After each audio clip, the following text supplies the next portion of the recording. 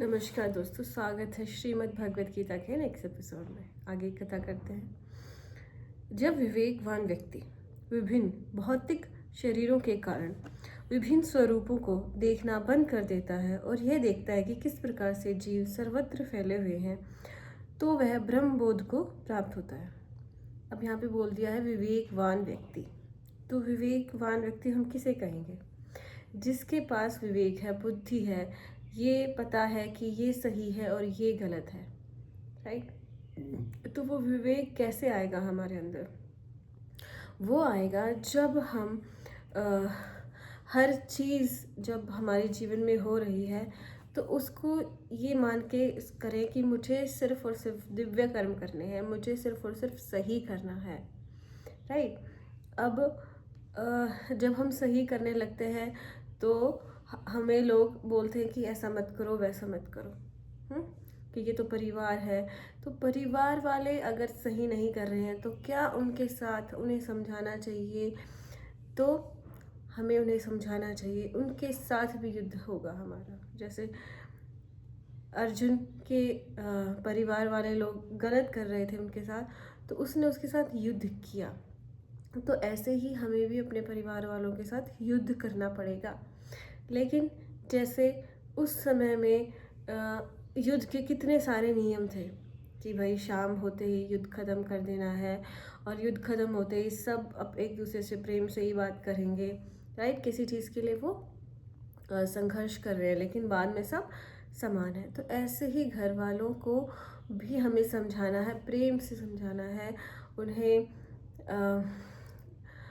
अच्छे तरीके से समझाना। ये नहीं पागलों की तरह लग जाए उनके साथ लड़ाई करने, नहीं, अच्छे से करना है। लेकिन अगर आपके परिवार में कुछ गलत हो रहा है तो और आप उसे होने दे रहे हैं तो उसका पाप भी आपको लगेगा, राइट। जैसे आपके परिवार में से किसी ने किसी का मर्डर कर दिया और आपको बता दिया कि अरे तुम किसी को मत बताना वरना पुलिस मुझे ले जाएगी। आपको पता है आपका परिवार के सदस्य ने मर्डर किया है, तो अब सही क्या है कि आप खुद जाके पुलिस को बता दो कि ये मर्डरर यहाँ पर छुपा हुआ है और आप इसे गिरफ्तार कर लीजिए, क्योंकि गलत हो रहा है ना। आपने एक पापी को बचा रहे हो, आप परिवार का ही पापी इंसान हो जाए वो, तो उनके साथ भी आपको युद्ध करना पड़ेगा, राइट। तो अगर आप इस लेवल पर सोच पा रहे हैं कि परिवार बाद में है, पहले मुझे विवेकवान व्यक्ति बनना है, मुझे दिव्य कर्म करने हैं, मुझे भगवान के रास्ते पे चलना है, परिवार बाद में है, राइट। क्योंकि आपने अपने परिवार को बचा लिया लेकिन किसी और का परिवार उस चीज़ से इफ़ेक्ट हो रहा है, उसकी वजह से दुख पा रहा है। तो अगर आप ऐसा करोगे तो आप भी पाप के भागी बन जाओगे। तो इस लेवल का विवेक होना चाहिए आपके अंदर, राइट। तो विवेकवान व्यक्ति विभिन्न भौतिक शरीरों के कारण विभिन्न स्वरूपों को देखना बंद कर देता है। तो मतलब भौतिक शरीरों के कारण विभिन्न रूप स्वरूपों को देखना बंद कर देता है। वो हर चीज़ को एक समान ही देखता है। वह ये देखता है कि किस प्रकार से जीव सर्वत्र फैले हुए हैं और वह ब्रह्म बोध को प्राप्त होता है कि हर तरफ जीव है, हर तरफ उस ईश्वर का अंश है लोगों के अंदर या फिर जीव जंतुओं के अंदर, राइट। या फिर हर परिवार मेरा परिवार है, मेरा खुद का परिवार है, हर परिवार। आगे देखते हैं। शाश्वत दृष्टि संपन्न लोग ये देख सकते हैं कि अविनाशी आत्मा दिव्य, शाश्वत तथा गुणों से अतीत है। हे अर्जुन, भौतिक शरीर के साथ संपर्क होते हुए भी आत्मा न तो कुछ करता है और न लिप्त होता है। देखिए, कई बार हम ये बोल देते हैं पाप आत्मा है, ये तो दिव्य आत्मा है। तो ऐसा कुछ नहीं है। आत्मा ना तो किसी पाप में या फिर किसी पुण्य में लगती है, राइट। क्योंकि आत्मा परमात्मा का अंश है, वो कभी अशुद्ध नहीं हो सकता। आत्मा हमेशा शुद्ध होती है। हमारी जो बुद्धि है वो भ्रष्ट हो जाती है। कभी अच्छी बुद्धि हो जाएगी, कभी बुरी बुद्धि हो जाती है। तो ये चीज़ हमें समझना है। तो क्या कह रहे हैं, शाश्वत दृष्टि संपन्न लोग यह देख सकते हैं कि अविनाशी आत्मा दिव्य, शाश्वत तथा गुणों से अतीत है। मतलब आत्मा के गुण कौन देख पाता है? शाश्वत दृष्टि संपन्न लोग देख पाते हैं, या फिर जो विवेकवान व्यक्ति है वो देख पाता है। नहीं तो जो जिनके पास ये दृष्टि नहीं है वो आत्मा को ही अपवित्र समझने लग जाते हैं। हे अर्जुन, भौतिक शरीर के साथ संपर्क होते हुए भी आत्मा न तो कुछ करता है न ही लिप्त होता है। आगे देखते हैं, यद्यपि आकाश सर्वव्यापी है किंतु अपनी सूक्ष्म प्रकृति के कारण किसी वस्तु से लिप्त नहीं होता है। इसी तरह ब्रह्म दृष्टि में स्थित आत्मा शरीर में स्थित रहते हुए भी शरीर से लिप्त नहीं होता। तो यहाँ अब आप एग्जाम्पल के थ्रू वो समझा रहे हैं कि आकाश हर जगह है, लेकिन फिर भी वो किसी भी प्रकृति वस्तु के साथ लिप्त नहीं होता, उसके साथ मिलता नहीं है, राइट। तो उसी तरह से ये जो हमारी आत्मा है शरीर में रहते हुए भी शरीर से लिप्त नहीं होती है। आगे देखते हैं, हे भरत पुत्र, जिस प्रकार सूर्य अकेले इस सारे ब्रह्मांड को प्रकाशित करता है, उसी प्रकार शरीर के भीतर स्थित एक आत्मा सारे शरीर को चेतना से प्रकाशित करता है।